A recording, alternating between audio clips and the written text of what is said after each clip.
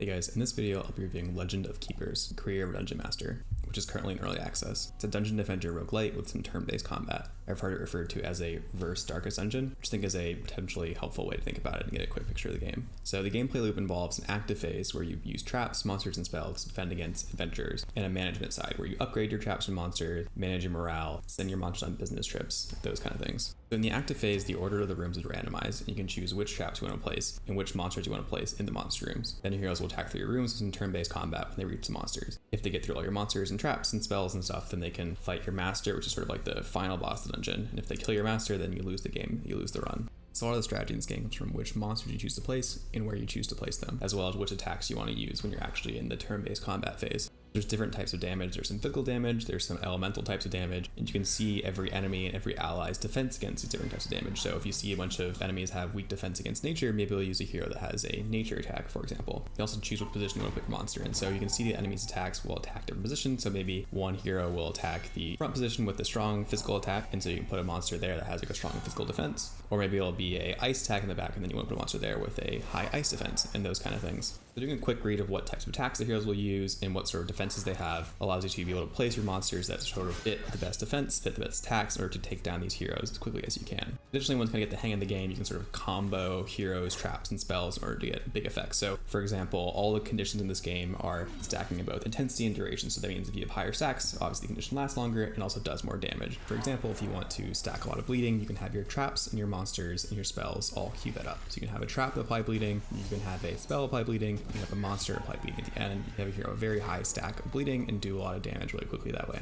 The sort of synergy, that sort of combination of things on sort of the meta level, is another sort of strategy as well in the game. Overall, the turn-based combat is not really groundbreaking in any sense, but it is fun and it gives you some unique elements and some other stuff in there as well. One unique element in this game is that each hero has a HP bar and a morale bar, so that's sort of where some of the comparisons to Darkest Dungeon come in, because the heroes have what would be the equivalent of stress in Darkest Dungeon with the morale bar in Legend of Keepers. So you can get enemies out of your dungeon, get these heroes out of your dungeon by either lowering their HP to 0, so basically killing them, or you can lower their morale to 0 and scare them off. Honestly, I like the concept a lot, like the idea that you can sort of defend your dungeon by either killing all these heroes or sort of scaring them away. That's sort of two ways of doing it. I think is a fun idea. However, while it's a great concept, I think it kind of falls flat in the game. It's probably my biggest criticism of the game itself, is that this morale mechanic doesn't really work that well. So all the monsters have some skills to deal normal damage, whether it's sort of elemental, physical damage, whatever, but probably only about a third of the monsters have any skills at all that deal morale damage, let alone good skills that deal a decent amount of morale damage. So basically it's impossible to get enough monsters in order to constantly defeat these heroes via morale. So you eventually have to sort of split runs. Okay, this run I'll do morale and get them away, and this time I'll do sort of normal damage and kill the heroes. And when you need to split in that way, and you sort of do the upgrades, it's impossible to get high enough level monsters and high enough level traps. Well, maybe not impossible, but it's sort of hard for the wrong reasons. It's hard because there's not the availability of morale monsters. It's not sort of hard because the gameplay itself is difficult. So that's something I would love to see improve as early access continues. Maybe they introduce some interaction between morale and health, so maybe their morale is low, they deal less damage, or something that makes it worthwhile to lower the morale if you don't end up scaring them away, or maybe just adding some more monsters that have morale damage, or something to make the morale mechanic, which I think is great in concept, better in implementation.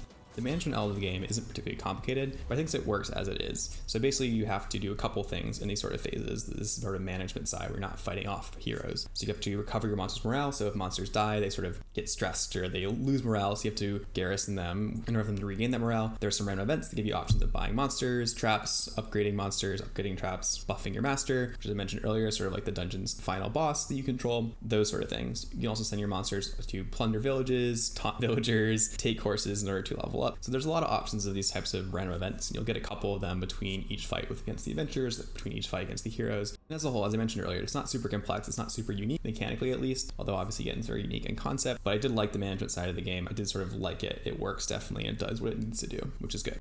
In terms of RNG, in terms of randomness in the game, there's no RNG in terms of attack damage or hitting with attacks. So you always know if your attack's going to hit. There's never any dodging, there's never any missing. You know exactly how much damage it's going to do. Of course, there's a lot of RNG in terms of which rewards you get. So at the end of each run, the end of each dungeon, you have the option to choose one of 3 rewards. And obviously, you have to choose one of those 3 rewards. But I never felt like I got the bad end of the stick with those rolls. I never felt like there was nothing I could work with. There's always something good there, there's always something useful. And basically, every event or reward has multiple choices. So if you choose to go to the the merchant, there's like 3 options of things you can buy. If you choose to go plunder a village, there's 3 different things you can do. So there's always option there, so it never feels hindering with the RNG. Also some artifacts in the game that give long-term buffs, such as, buffing the resistance of certain types of monsters. Some of the artifacts are percentage based in certain ways. So for example, there's one artifact, Crystal Skull, that gives you a 15% chance of spawning a skeleton warrior every time one of your monsters dies. So there's RNG there, but as a whole, it's not really that RNG of a dependent game. You have a lot of choices when there is RNG. So I never really felt frustrated by any RNG. I think the RNG as a whole just sort of is good RNG. It makes sort of the runs different from each other, which is what you want from a roguelite, sort of that RNG that's good without being frustrating.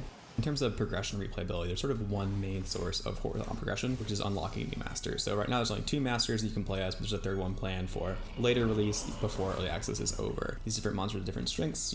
Right now there's the one master that's the best at spells, there's one master that's the best at monsters, and the future master is planned to be best at traps. So they have sort of different perks and advantages of each one that sort of fit your playstyle.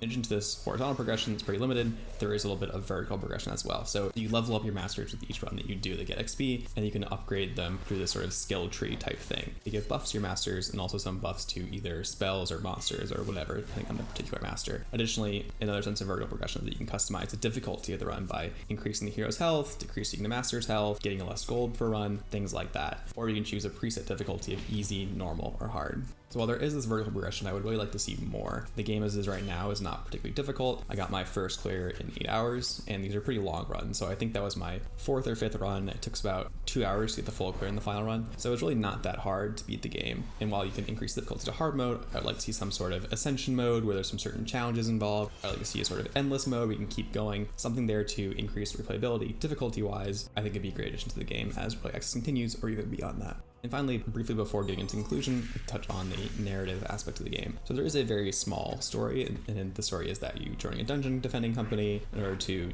defend the treasures of the dungeon. And you sort of work your way up through the company, and as you beat the game through the 2nd year, you become the CEO of the company. But that's sort of the start and end of the story. There's really not any cutscenes, there's very limited dialogue. So the story is pretty underwhelming, but that's pretty standard for roguelites. And finally, for the overview, summary, and verdict of the game, overall I had a lot of fun playing this game. I was originally kind of indifferent to it my first few runs, but I really started to get into it a couple runs in, and I sort of loved it until I sort of capped out the difficulty. So as I said, I like more vertical progression. I think that would be something that would draw me back into the game. So overall, I'd recommend it if you're looking for a dungeon defender roguelite, or if you want a turn-based combat roguelite with sort of a different theme, a different take than normal. I think the ability to either kill or scare heroes away is great in theory. I think the implementation of that scaring, I think the implementation of that morale system could definitely be improved. All that being said, it's still in early access, so hopefully some of these issues that I've had with the game are improved going forward. I paid $15 for it. I think I will definitely get my money's worth. I would hesitate to pay the full $20, because that's only a $5 difference, but I'm pretty cheap. But maybe in the future, as they add more stuff, as they add the next master, as they maybe improve that progression a bit, it could definitely potentially be worth that. So there's also a free demo on Steam, free demo on GOG if you're interested in just checking it out and sort of playing it and trying it for yourself before you're buying it. So thanks for watching this video. I hope that you enjoyed it. If you like this video, please like this video, and feel free to subscribe if you want to see more content like this. I'll link some other playlists of my other reviews that I did in the description below that you can check out as well. Thanks.